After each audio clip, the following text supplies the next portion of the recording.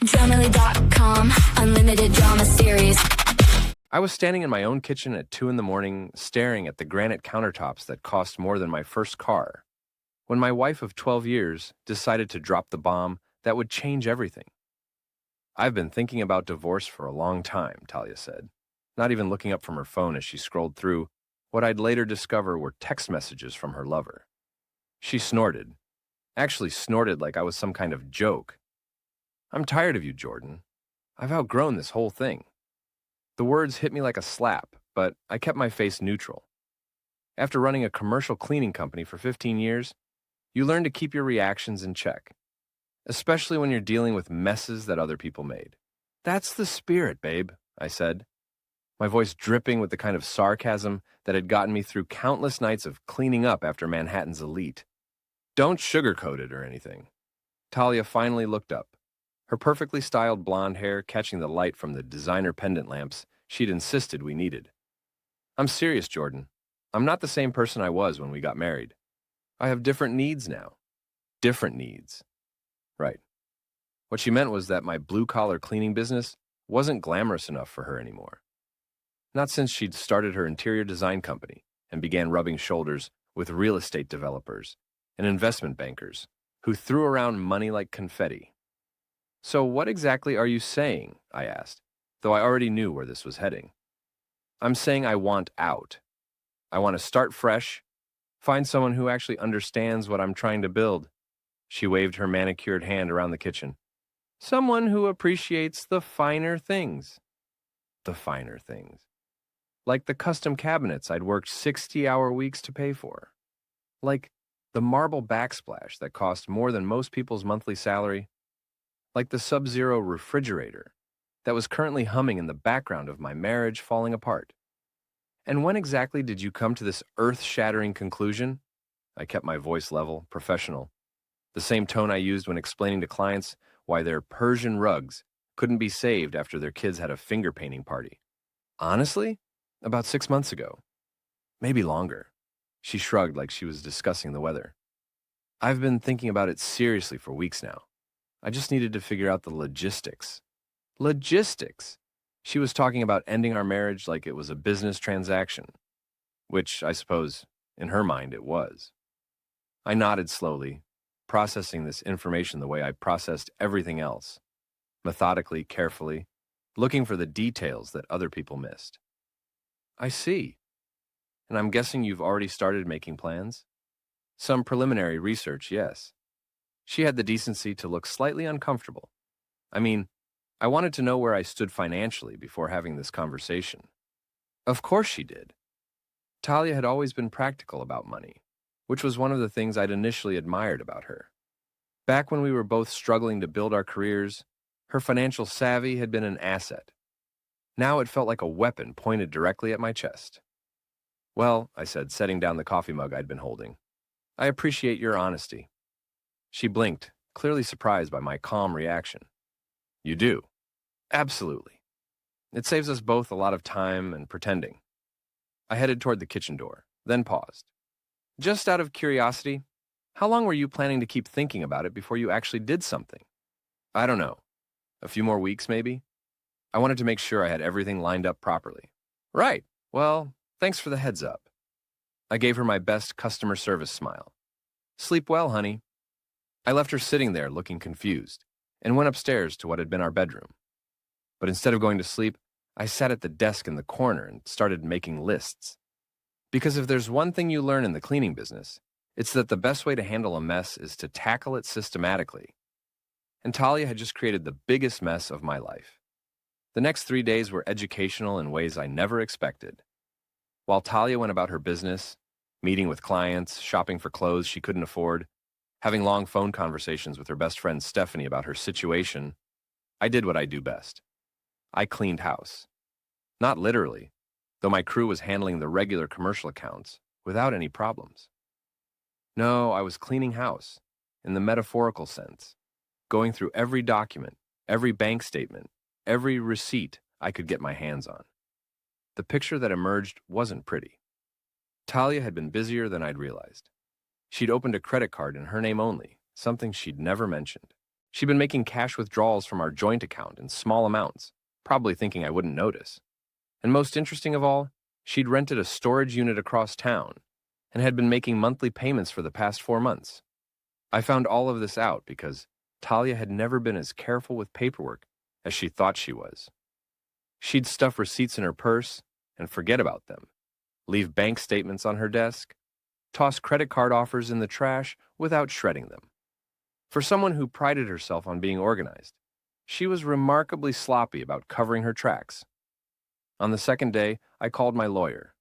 "Jordan, good to hear from you," said Patricia Chen, who'd handled my business incorporation and a few contract disputes over the years.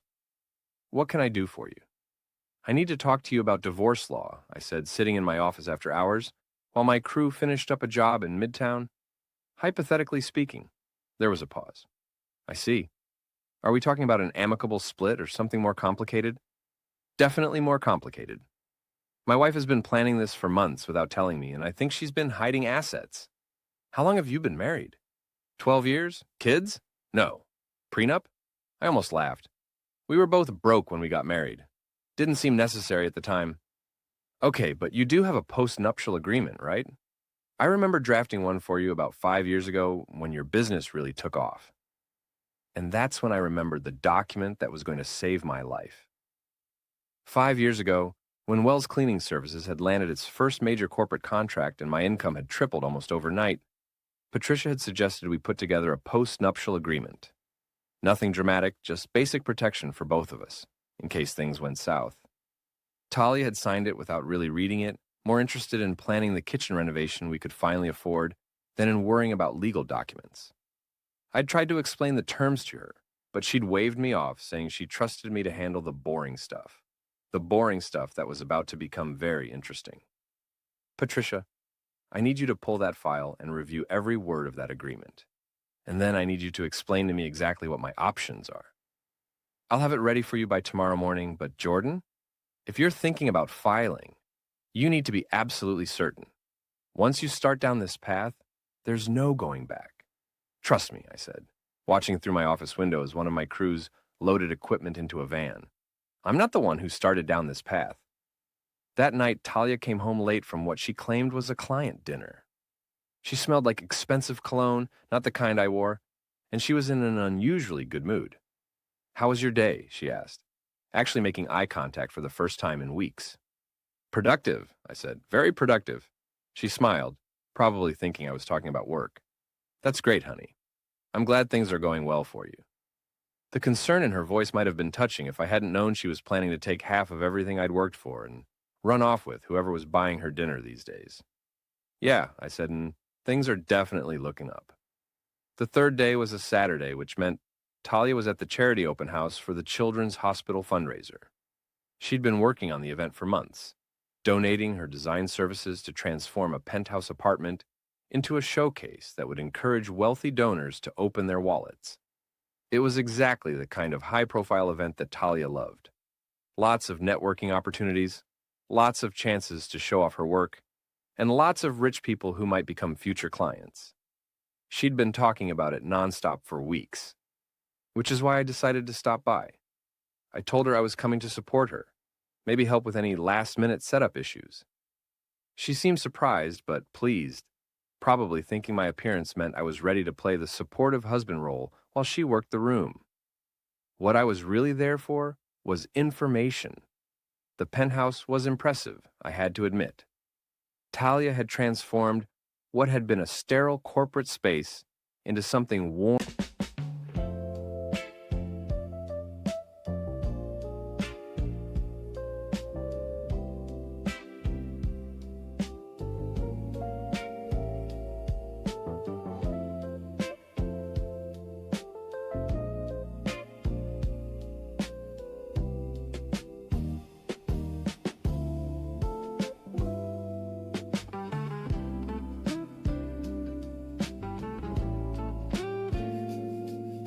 Warm and inviting, with carefully chosen furniture and artwork that probably cost more than most people's cars.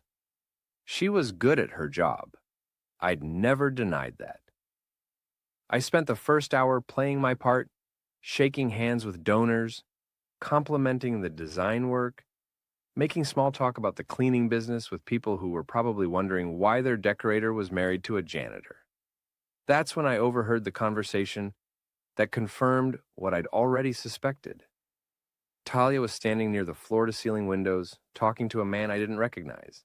He was tall, well-dressed, with the kind of confident smile that suggested he was used to getting what he wanted. From their body language, it was clear they knew each other well. Very well.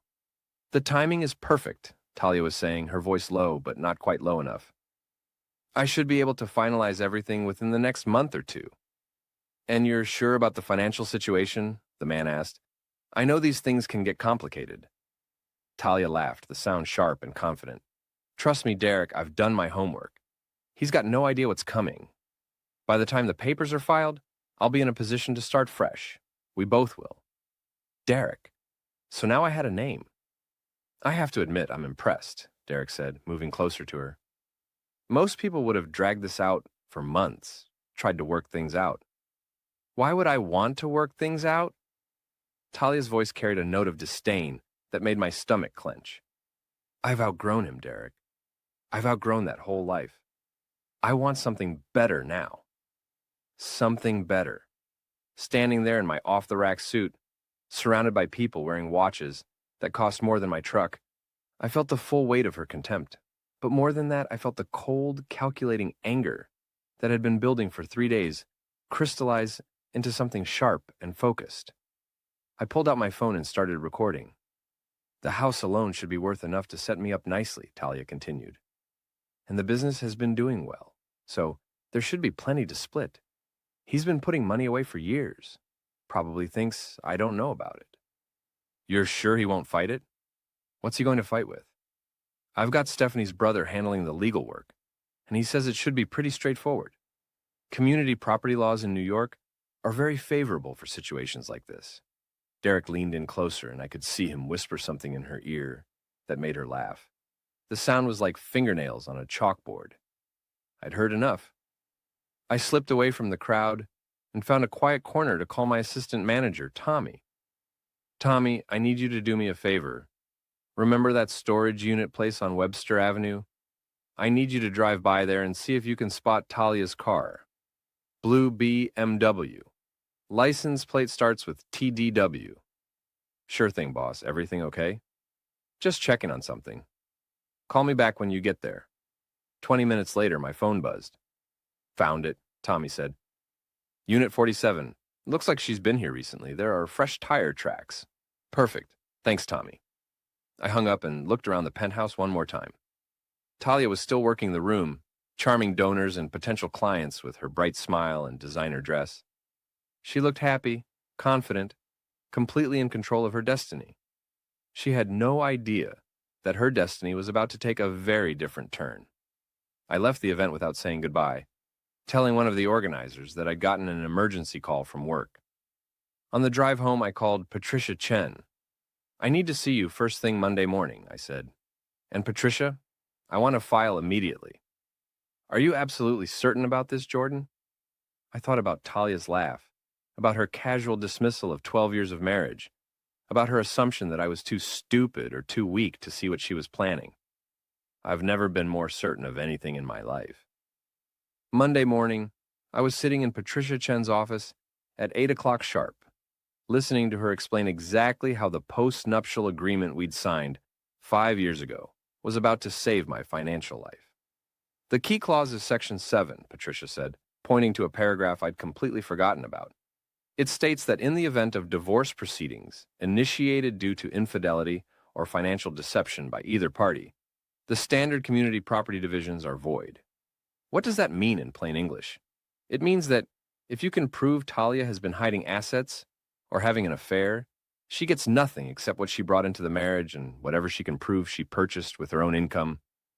I stared at the document, remembering how casually Talia had signed it. And I can prove both.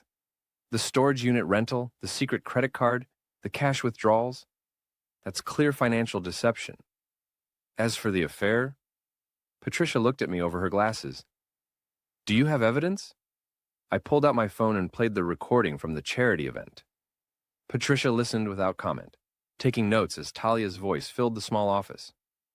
"This is good," she said when the recording ended. "Very good. Combined with the financial irregularities, this should be more than enough to trigger the clause. How long will it take? If we file today, she'll be served by Wednesday. The way this agreement is structured, we can request an expedited hearing since there's clear evidence of deception. I'd say 2 weeks, maybe 3. Do it." Patricia nodded and started pulling forms from her filing cabinet. "Jordan, I have to ask, are you prepared for how she's going to react? This isn't going to be a pleasant conversation." I thought about Saturday night, when Talia had come home humming and asked me about my day like she actually cared. I thought about 12 years of marriage. 90 days of calls to the same number. You bought a burner for her. Give it to me. One reason not to drop it. Watch more on Grammarly.com. Of building a life together, of trusting someone who'd been planning to destroy me for months. "Let me worry about that," I said. The paperwork took 3 hours. Patricia was thorough, documenting every financial irregularity, every piece of evidence that Talia had been planning her exit strategy without my knowledge. By noon, everything was filed and ready to go. I spent the rest of Monday and all of Tuesday preparing. I moved money from our joint accounts into my business account, perfectly legal since I was the primary earner, and the funds were needed for payroll. I documented every asset we owned and traced the purchase history of each item. I made copies of every important document and stored them in my office safe. And then I waited. Wednesday evening, I came home to find Talia in the kitchen, making dinner like everything was normal. She was wearing one of her new outfits, a dress that probably cost more than my employees made in a week. And she seemed relaxed, happy even. "How was your day?" she asked, not looking up from the stove. "Interesting," I said, setting my briefcase down on the counter. "Very interesting." I opened the briefcase and pulled out a manila folder containing copies of all the divorce papers. I spread them out on the granite countertop, arranging them neatly like I was setting the table for dinner. "What's all this?" Talia asked, finally turning around. "Divorce papers," I said calmly. "I figured since you've been thinking about it for so long, I'd save you the trouble of filing." The color drained from her face. "Jordan, what are you talking about?" "I'm talking about your conversation with Derek at the charity event. I'm talking about your secret storage unit and your hidden credit card. I'm talking about the fact that you've been planning to destroy our marriage for months while pretending everything was fine." She opened her mouth to deny it, then closed it again. I could see her mind racing, trying to figure out how much I knew. "You recorded me?" she finally said. "I documented a conversation in which my wife discussed her plans to defraud me in divorce proceedings." "Yes." Talia picked up the first page of the filing and started reading. I watched her face change as she processed the information. Confusion giving way to understanding, understanding giving way to panic. "This says I get nothing," she said, her voice rising. "This can't be legal." "It's completely legal. It's also exactly what you agreed to when you signed our post-nuptial agreement 5 years ago." "I never agreed to this." "You signed it, Talia. Your signature is right there on page 12. She flipped through the papers frantically, looking for some kind of mistake, some loophole that would save her. When she didn't find one, she threw the documents down on the counter. "How dare you?" she screamed. "How dare you do this to me?" "I didn't do anything to you," I said, my voice still calm. "You did this to yourself when you decided to plan a divorce behind my back while emptying our bank accounts. Those withdrawals were for household expenses. Household expenses that required a secret storage unit?" She stared at me, and I could see the exact moment when she realized I knew everything. Her face went through a series of expressions: anger, fear, calculation, before settling on something that looked almost like respect. "You son of a bitch," she said quietly. "You actually outsmarted me." "I learned from the best," I replied. 12 years of watching you plan and scheme taught me a lot about thinking ahead." Talia sank into one of the kitchen chairs, staring at the papers scattered across the counter. "So, what happens now? Now you find somewhere else to live. You've got until the weekend to pack your personal belongings. Everything else stays here. Jordan, please, we can work this out. We can go to counseling, try to fix things." I looked at her sitting there, Still beautiful, still manipulative, still trying to find an angle that would get her what she wanted. For just a moment, I felt a flicker of the love I'd once had for her. Then I remembered her laugh at the charity event, the casual cruelty in her voice when she'd talked about outgrowing me. No, I said, we can't. The next 2 weeks were a masterclass in watching someone's carefully constructed world fall apart. Talia tried everything: tears, anger, bargaining, threats. But Patricia had built an airtight case, and the post-nuptial agreement held up under scrutiny. The hearing was scheduled for a Thursday morning in downtown Manhattan. I arrived early wearing my best suit and carrying a briefcase full of documentation. Talia showed up with Stephanie's brother, a lawyer named Michael who looked like he'd rather be anywhere else. The judge was a no-nonsense woman in her 50s who'd clearly seen every trick in the book. She reviewed our case file, listened to both sides present their arguments, and made her decision in less than an hour. The post-nuptial agreement is valid and enforceable, she said. The evidence of financial deception and infidelity is clear and convincing. The divorce is granted with asset distribution as specified in the agreement. Talia sat in stunned silence as the judge explained what that meant. She would keep her personal belongings, her car, which was in her name, and her business equipment. Everything else, the house, the joint bank accounts, my business, even the furniture we'd bought together, stayed with me. This is insane, Talia finally exploded. I put 12 years of my life into this marriage. And during those 12 years, you were supported by your husband's income, while building your own business, the judge replied calmly. The agreement you signed protects both parties from financial deception. You chose to engage in that deception, and now you're facing the consequences. Outside the courthouse, Talia's lawyer pulled me aside. Look, Jordan, I know emotions are running high, but maybe we could work out some kind of settlement. Something fair for both parties. I looked over at Talia, who was standing on the courthouse steps making angry phone calls, probably trying to find someone who could fix this mess for her. She had 6 months to work out something fair, I said. She chose to try to steal from me instead. The judge's ruling stands. That afternoon, I came home to find Talia packing boxes in the bedroom. She looked up when I walked in, and for the first time since this whole thing started, I saw genuine fear in her eyes. Where am I supposed to go? She asked. That's not my problem anymore. Jordan, please.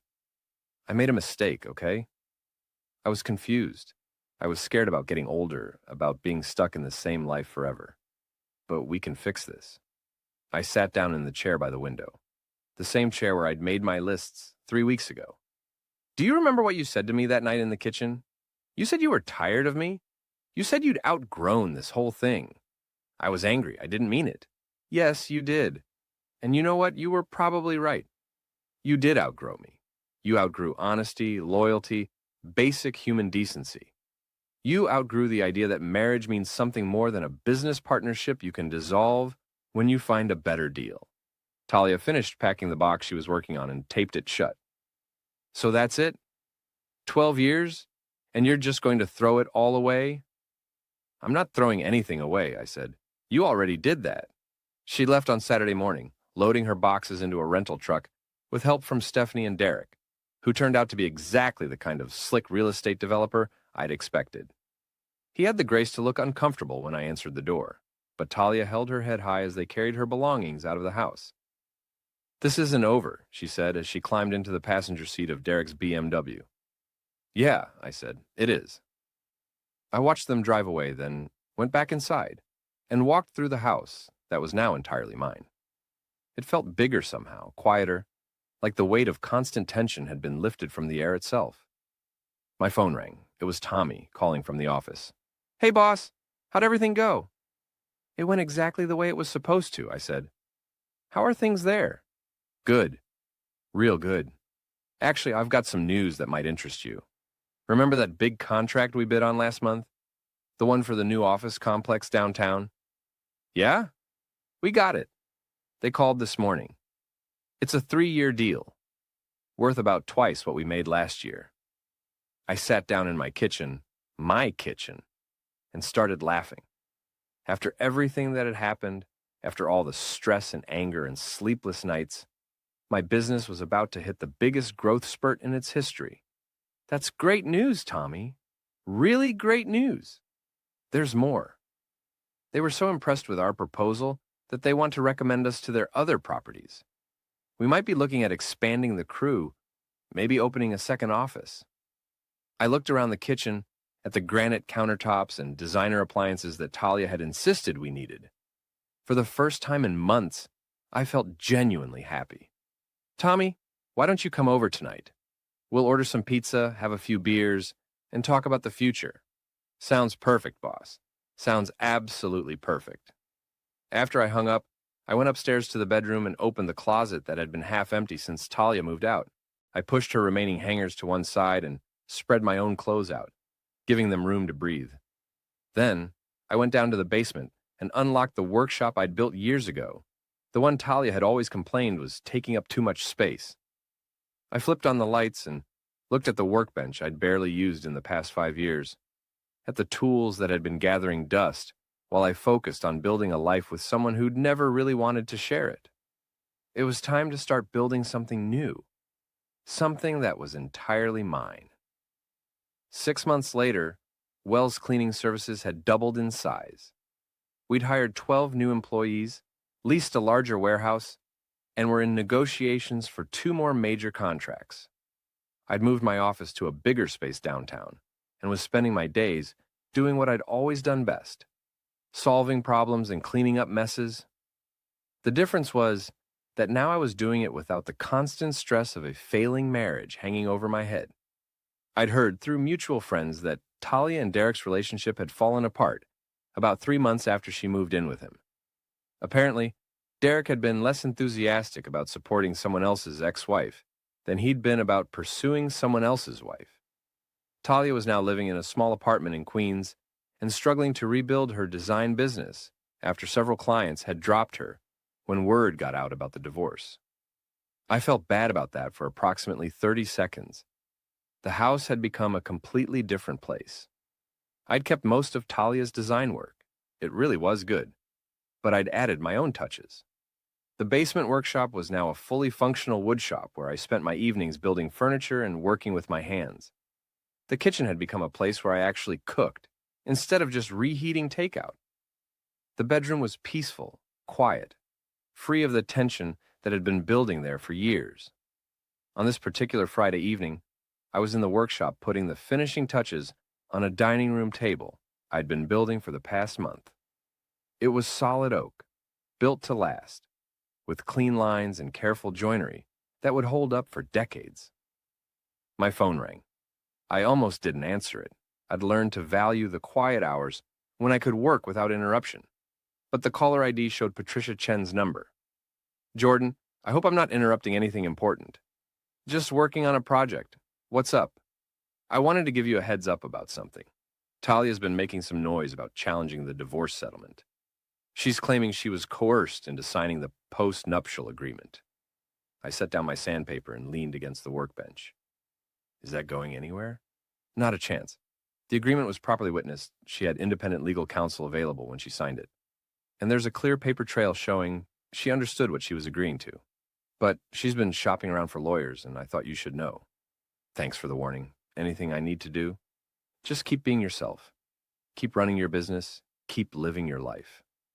The best defense against frivolous legal challenges is a stable, successful defendant. After I hung up, I went back to sanding the table, thinking about Talia's latest attempt to rewrite history. It didn't surprise me. She'd never been good at accepting responsibility for her choices. But it also didn't worry me. I'd learned something important over the past 6 months. The truth has a way of protecting itself if you're patient enough to let it. The table was beautiful, if I did say so myself. Solid, functional, built to last. It was the kind of furniture you pass down to your children, the kind that got better with age instead of falling apart when things got difficult. I ran my hand over the smooth surface, feeling the grain of the wood under my fingers. This was what I wanted to build now. Things that lasted. Things that had meaning. Things that couldn't be taken away by someone else's bad decisions. My phone buzzed with a text message. It was from Tommy. Boss, you're not going to believe this. That hotel chain we pitched last week? They want to meet Monday morning. This could be huge. I smiled and typed back, sounds good. We'll be ready. Because that's what I did now. I got ready for opportunities instead of spending my energy trying to fix things that were already broken. I built instead of just maintaining. I moved forward instead of looking back. I finished sanding the table as the sun set outside the basement windows. Upstairs, the house was quiet and peaceful, waiting for whatever came next. And for the first time in years, I was genuinely excited to find out what that would be. The cleaning business had taught me that some stains come out with a little effort. Some require serious work, and some are permanent. But it had also taught me that sometimes the best solution isn't trying to remove the stain. Sometimes the best solution is starting over with something clean. I turned off the workshop lights and headed upstairs, already planning what I'd build next.